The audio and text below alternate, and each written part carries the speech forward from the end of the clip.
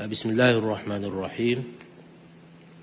Alhamdulillah Rabbil Alamin. Wassalatu wassalamu ala ashrafil anbiya wal mursalin wa ala alihi wa sahbihi ajma'in. Para pendengar yang saya muliakan, pada minggu yang lepas kita telah pun menyebut secara sepintas lalu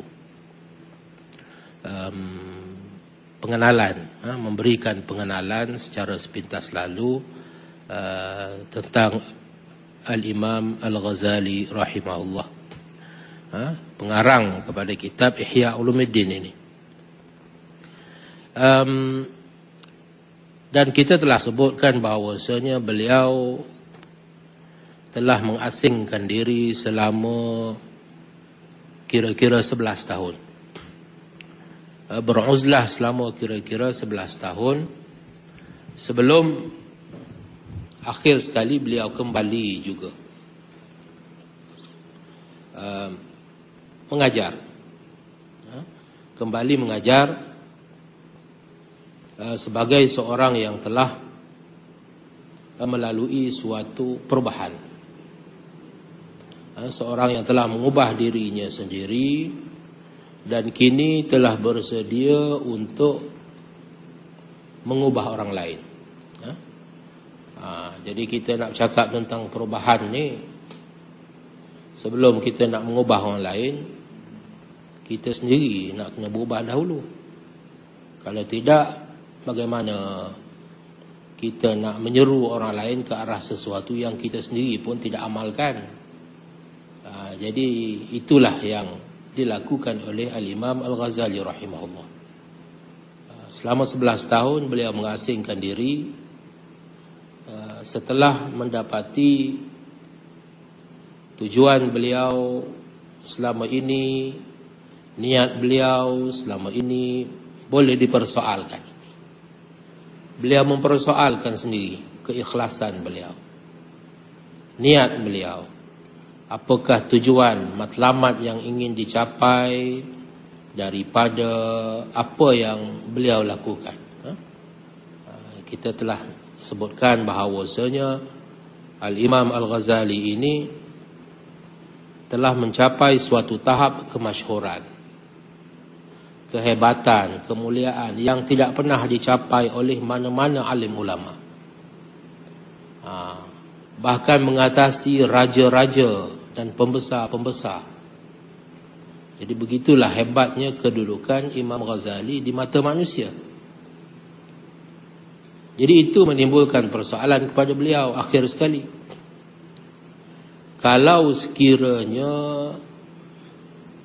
pujian manusia itu yang aku ingin capai, kehebatan di mata manusia itu yang aku ingin dapatkan, maka perkara itu sudah aku dapat. Tetapi adakah itu matlamat yang sebenarnya? Jadi bila dia mempersoalkan perkara itu dan ingat kepada kesudahan, ingat kepada nasib yang terakhir, ingat kepada kematian, ingat kepada hari akhirat, maka segala-galanya itu hilang. Segala-gala yang kehebatan dunia itu hilang daripada pandangannya. Jatuh nilainya, tiada nilainya pada pandangannya. Yang menjadi kebimbangan beliau kini adalah nasibnya di sisi Allah, pandangan Allah terhadap dirinya, dan adakah beliau akan selamat di akhirat nanti. Jadi itulah yang menyebabkan timbulnya krisis. Dan kita katakan bahawa Imam Ghazali sendiri sampai kelu lidahnya, tidak dapat bertutur, tidak dapat menelan makanan dan minuman, sampai begitu sekali. Sehinggalah akhir sekali beliau mengambil keputusan meletakkan jawatan, meninggalkan segala kemasyhuran, membahagi-bahagikan harta bendanya kepada orang ramai, tinggal sedikit untuk keperluan anak isterinya. Terus beliau pergi mengasingkan diri, beruzlah, bermuhasabah, beribadat, bertemu dengan orang-orang yang soleh, meminta nasihat dan pandangan mereka.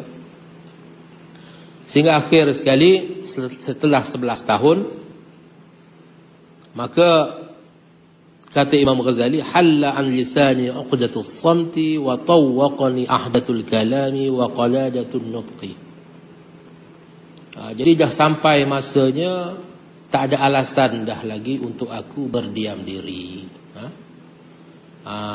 Sudah terangkat daripada aku sebab-sebab yang mengharuskan untuk aku terus berdiam diri. Kenapa nak berdiam diri macam mana? Kerana melihatkan kepada keadaan masyarakat. Melihat kepada keadaan masyarakat yang dalam keadaan buta, kata Imam Ghazali, terhadap kebenaran. Ini beliau sebut dalam muqaddimah kepada kitab Ihya Ulumuddin. Masyarakat sudah menjadi buta terhadap kebenaran. Dan masyarakat umumnya, daripada yang bawah kepada yang atas, masing-masing sibuk membantu kebatilan, menyebarkan kebatilan, mendukung kebatilan, dan menghiaskan kebatilan. Maknanya yang batil itu dihias sedemikian rupa jadi macam benar, jadi macam betul. Jadi masyarakat sudah tak tahu beza antara hak dengan batil. Yang batil itu dipuja-puja, didokong-dokong, disebar-sebarkan. Itu keadaan masyarakat. Kemudian orang yang menyampaikan kebenaran dimusuhi. Wat-tashghib 'ala man athara an-nuzu'a qalilan 'an marasimil khalqi. Kalau tengok orang itu agak lari sedikit daripada kebiasaan masyarakat, wa mala mailan yasiran 'an mulazamatir rasmi ila al-'amali bimuqtadal ilmi. Kalau orang itu cenderung menyeleweng sedikit, lari sedikit daripada kebiasaan umum, kebiasaan ramai, demi kerana beramal dengan ilmu. Sedangkan orang itu adalah seorang yang berilmu. Jadi kita tak boleh nak ikut kebiasaan masyarakat yang jahil. Orang yang berilmu, orang yang benar-benar berilmu, dia tidak boleh mengikut kebiasaan masyarakat yang jahil. Tapi oleh kerana orang ini lari sedikit daripada kebiasaan itu, maka dia dimusuhi. Kerana kita mahu, masyarakat mahu dia juga mengikut apa yang biasa diamalkan. Apabila dia nampak berlainan, maka dia juga dimusuhi. Ini keadaannya. Sedangkan apa yang dilakukan itu hanya semata-mata mengikut tuntutan ilmu. Mengikut tuntutan ilmu demi mencapai apa yang dituntut oleh Allah Subhanahu wa taala. Dalam soal menyucikan jiwa dan membersihkan hati, dan melepaskan diri daripada golongan yang disebut oleh Rasulullah sallallahu alaihi wasallam. Ini motif Imam Ghazali. Motif Imam Ghazalinya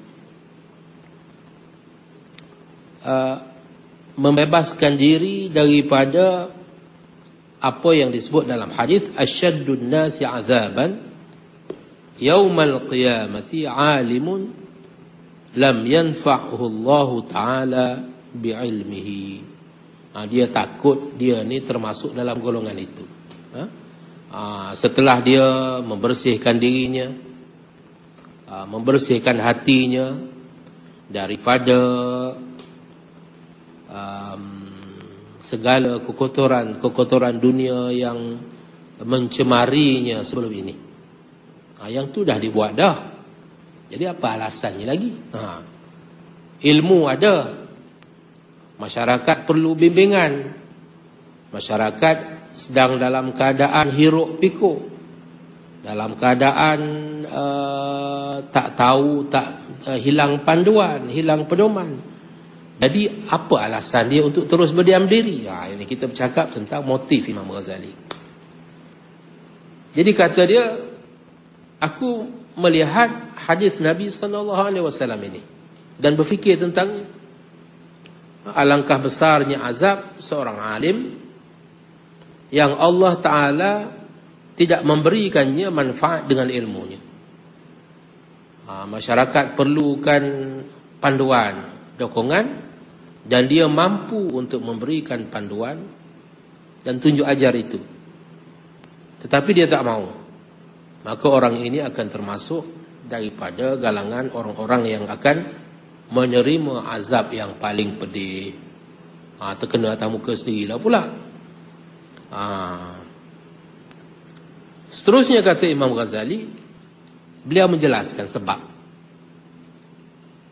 sebab berlaku masalah yang disebutkan tadi, keadaan yang disebutkan tadi, keadaan masyarakat tadi.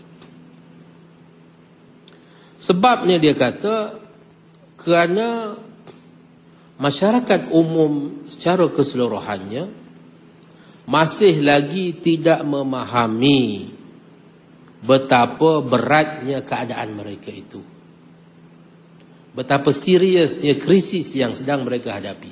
Sebab itu yang tak sedar tu.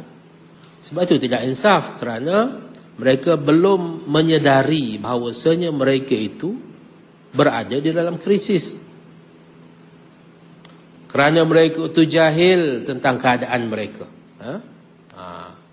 Sedangkan katanya, wal akhiratu muqbilatun, akhirat dah semakin hampir, dah dekat. Wad dunya mudbirah, dunia sudah semakin berpaling, pergi. Ibarat kata orang kita, kubur kata mari, rumah kata pergi. Kubur kata mari, rumah kata pergi. Gitulah Imam Ghazali kata, wal akhiratu muqbilah, akhirat dah makin dekat, dah semakin hampir, tak sedar semua. Sedangkan dunia semakin pergi meninggalkan kita. Wal ajalu qaribun, ajal makin dekat. Was safaru ba'idun, sedangkan perjalanan kita jauh lagi. Wazadu tafifun, sedangkan bekalan sikit sangat yang ada. Wal khataru azimun, bahaya yang kita akan hadapi itu sangat besar. Ini perkara-perkara yang tidak disedari, kerana masyarakat umumnya itu sudah lalai, sudah alpa terhadap hakikat ini. Wattariqu saddun, dan jalan tertutup. Kalau macam tu caranya, tak boleh nak berjalan, tersekat. Jalan tersekat. Wa ma siwal khalisi liwajhillahi minal ilmi wal amali indan naqidil basir wa suluki tariqil akhirati ma'a kathratil ghawail min ghairi dalilin wa rafiqin mut'ibun wa mukiddun. Sedangkan dia kata, tidak ada yang lain selain daripada keikhlasan. Ikhlas hanya semata-mata kerana Allah Subhanahu wa taala. Dalam soal ilmu, dalam soal amal. Dalam soal ilmu pun nak kena ikhlas, dalam soal amal pun nak kena ikhlas. Itu dua syarat yang tidak boleh tidak. Dan dua syarat ni yang tak ada. Dua syarat ini yang telah hilang. Dua syarat ini hanya diketahui oleh an-naqid al-basir, orang yang insaf, orang yang terbuka pintu hatinya, orang yang jelas pandangan batinnya, yang itu saja yang nampak. Bahawasanya perjalanan kita menuju akhirat itu hanya boleh selamat dengan ilmu dan juga amal yang ikhlas. Sedangkan katanya kita nak berjalan menuju akhirat ini tanpa dalil, katanya, tanpa orang menunjuk jalan,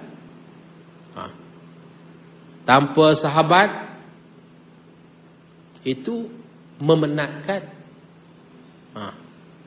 Memenatkan. Mana payah perjalanan menuju akhirat ni tanpa ada bimbingan. Yang ni Imam Ghazali datang ni, dia datang sebagai pembimbing.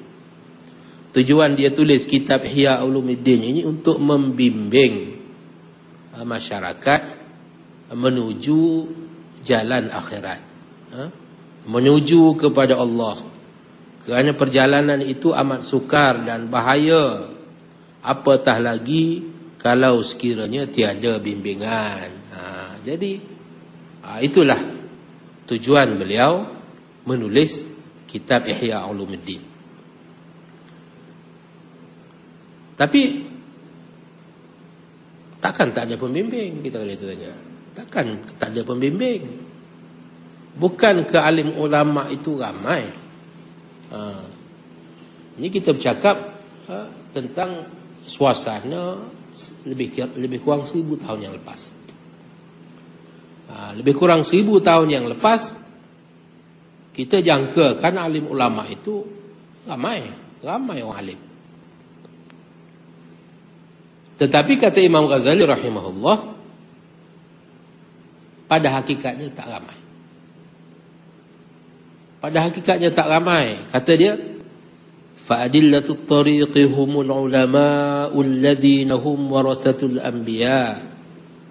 Yang boleh tunjuk jalan ini, yang sebenar-benar boleh tunjuk jalan menuju akhirat ini, adalah para alim ulama yang merupakan pewaris para nabi. Jadi alim ulama ada, tapi bukan semua yang dikatakan alim ulama itu adalah pewaris para nabi. Ada yang bukan. Itulah yang beliau sebutkan dalam Muqaddimah Ihya. Kata dia, waqad syaghara minhumuz zaman. Zaman kita ini sudah tak ada lagi orang seumpama itu. Sudah hilang. Walam yabqa illa al-mutarassimun. Yang tinggal hanya yang ulama-ulama rasmi sahaja. Ulama-ulama yang pegang jawatan sahaja. Orang yang dilantik oleh kerajaan. Jadi bila orang sebut ulama, siapa? Mufti, qadhi, yang tu alim ulama. Pasal apa? Yalah dah kerajaan lantik, dia pegang jawatan sebagai ulama. Yang itu dinamakan oleh Al-Ghazali sebagai al-mutarassimun. Ulama rasmi, ulama berjawatan. Wa qad istahwadha ala aktsarihim asy-syaitan. Sedangkan kebanyakan mereka, bukan semua, kebanyakan mereka pada hemat Al-Ghazali sudah dikuasai oleh syaitan. Sudah dikuasai oleh syaitan. Sudah menyalahgunakan kedudukan mereka untuk menindas orang lain. Turut bersubahat dengan raja-raja yang zalim untuk menindas rakyat, memeras rakyat, menzalimi rakyat. Itu wastaghwahumut tughyan. Itu keadaan mereka. Dengan jawatan yang mereka ada itu bukan untuk melindungi rakyat, sebaliknya mereka itu mengikut jejak langkah syaitan, turut sama bersubahat dengan pemerintah yang zalim, menindas rakyat. Dan masing-masing, kata Imam Ghazali, sibuk mencari kepentingan diri sendiri. Mencari kepentingan diri sendiri. Mencari kekayaan, pangkat dan juga kedudukan. Dia tahulah. Kerana dia pernah melalui zaman itu.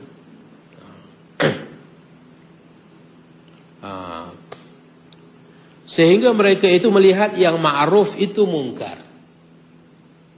Dan yang mungkar itu ma'ruf. Ini yang jadi terbalik habisnya. Yang menyebabkan masyarakat keseluruhan menjadi macam tu, kerana masyarakat ini mengikut jejak langkah para alim ulama. Bila alim ulama sendiri sudah menterbalikkan mi'yar, sudah menterbalikkan neraca timbangan. Yang baik jadi tak baik, yang tak baik jadi baik. Sehingga, kata beliau, sehingga terpadamlah ilmu agama. Ilmu agama tu habis dah, tak ada dah. Dan obor-obor hidayat itu sudah terpadam. Tak ada petunjuk dah. Kalau alim ulama sendiri sudah korup, sudah macam tu, sedangkan mereka ini sepatutnya memegang obor. Mereka ini sepatutnya menunjuk jalan kepada masyarakat. Tapi kalau alim ulama ini tidak lain daripada kalau dalam bahasa kita barua lah. Tak lebih daripada barua kepada pemerintah yang zalim. Jadi alat-alat kepada pemerintah yang zalim, maka di mana lagi masyarakat nak dapat petunjuk? Maka ibaratnya obor-obor itu telah terpadam. Obor-obor itu telah terpadam. Dan apa lagi yang para alim ulama ini lakukan? Walaqad khayyalu ilal khalqi alla ilma illa fatwa hukumatin. Mereka ini telah menimbulkan suatu khayalan kepada masyarakat. Bahawasanya apa yang dikatakan ilmu itu tidak lain daripada ilmu tentang fatwa yang digunakan untuk memerintah, fatwa kerajaan. Yang dikatakan ilmu itu tidak lain daripada fatwa kerajaan. Jadi siapa-siapa yang boleh keluar fatwa, maka dia itulah ahli ilmu. Jadi orang dah bertukar di antara ulama yang sebenar dengan mufti. Mufti ni orang yang keluar hukum. Mufti ni orang yang keluar hukum. Jadi hukum ni digunakan oleh kerajaan untuk memerintah rakyat, untuk kontrol rakyat. Dengan menggunakan hukum tadi. Ataupun yang kedua, jadal, ilmu yang sifatnya perdebatan. Sama ada ilmu itu ilmu fiqh, ilmu fiqh yang tertumpu kepada cabang-cabang hukum. Halal haram itu satu, pergi kepada cabang-cabang yang halus-halus, yang sebenarnya tidak ada manfaat pun, tapi semata-mata untuk menang perdebatan. Itu yang dinamakan sebagai jadal. Jadi ilmu itu dituntut untuk apa? Untuk bermegah-megah di antara satu sama lain, untuk menunjukkan kepandaian terhadap satu sama lain, untuk menjatuhkan di antara satu sama lain. Jadi ilmu ini dinamakan jadal. Sama ada jadal dalam kalam ataupun jadal dalam fiqh. Dua-duanya itu adalah termasuk dalam jadal yang tercela. Ataupun yang ketiga dinamakan sajak muzakhraf. Bahasa berirama. Bahasa berirama. Jadi bahasa berirama ini adalah bahasa yang digunakan oleh al-wa'iz. Wa'iz ni kalau kita pendakwah bebas, motivator, penceramah. Itu orang yang menggunakan bahasa yang lunak, yang berirama, yang ada syair di situ. Tujuannya untuk mendapatkan perhatian orang awam.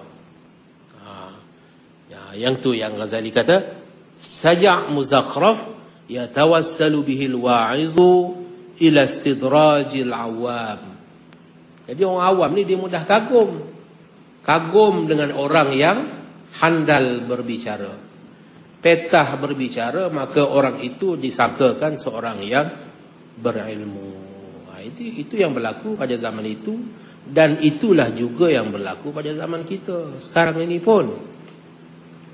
Sehingga orang tidak tahu membezakan di antara orang yang benar-benar berilmu dengan orang yang pandai bercakap saja.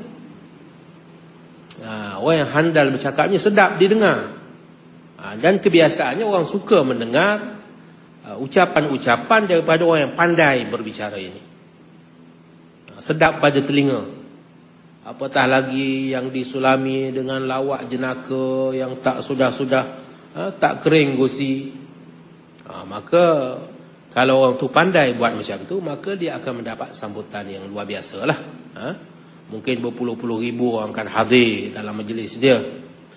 Jadi ini 3 golongan yang kata Imam Ghazali yang telah mengelirukan fikiran manusia tentang apakah itu ilmu yang sebenar.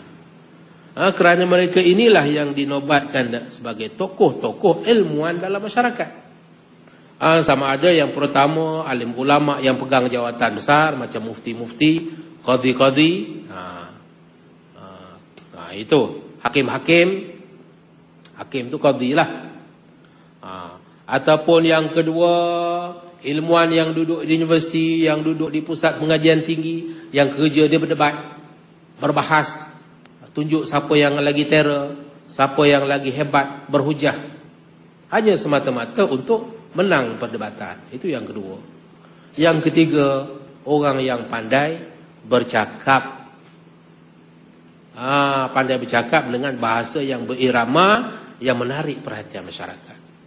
Sedangkan kata Imam Ghazali, ilmu yang menunjukkan jalan kepada akhirat itu tidak dikenali. Ahli-ahlinya tidak diketahui. Sedangkan ilmu inilah yang menjadi pegangan kaum salafus salih. Ilmu inilah ilmu yang dimaksudkan dengan ilmu yang diwariskan oleh para nabi. Ilmu inilah yang dikenali dalam Al-Quran sebagai fiqh yang sebenarnya, sebagai hikmah, sebagai ilm, sebagai dhiya, cahaya, sebagai nur, cahaya juga, sebagai hidayah, sebagai rusyd.